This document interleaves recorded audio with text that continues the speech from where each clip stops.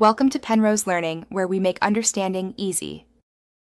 You start by preparing your essentials: email address, password, and recovery contact. Open Outlook.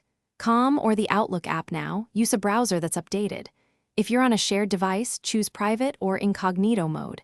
Enter your full email, then click Next.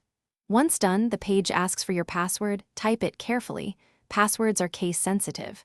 Make sure caps lock is off and your keyboard layout is correct before submitting. You'll now provide verification. If two-factor authentication is enabled, approve the prompt on your phone or enter the SMS code shown. If prompted about trusted device, say no on public machines and yes on personal ones. Once authenticated, Outlook may ask to sync settings, except if you want mail, calendar, and contacts together.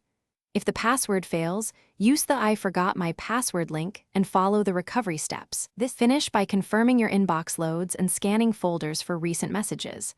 Adjust sync frequency and focused inbox settings to suit you. This ensures timely delivery.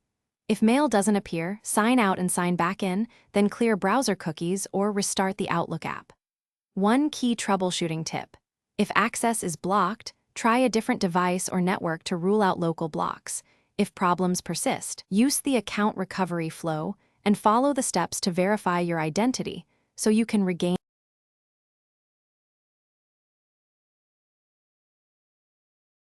Thanks for watching. If this was helpful, leave a like and consider subscribing. See you next time.